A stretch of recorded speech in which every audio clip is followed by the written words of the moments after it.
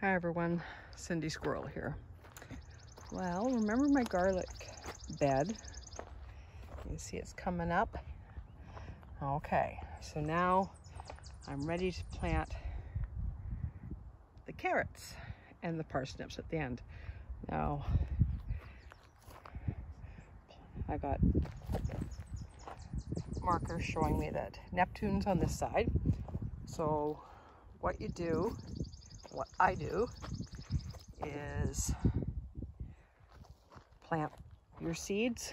You don't need to have them in a row, right? You're just spreading them, sprinkle them nicely, water them well.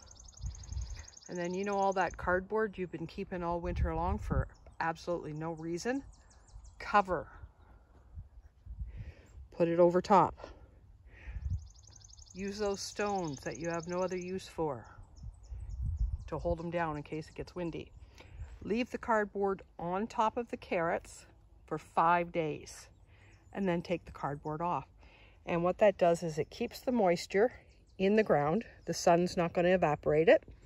And it's going to make like a little hothouse for them and protect them. And I am going to plant parsnips on this end.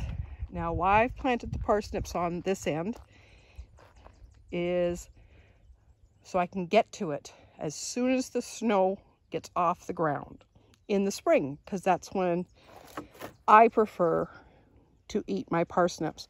You can eat them in the fall, but after winter, after they froze, they are just so much sweeter. But you have to pull them before they start to grow. If they regrow, then they're woody and they're not nice. But as soon as you can in the spring, pick your parsnips, and they are so sweet.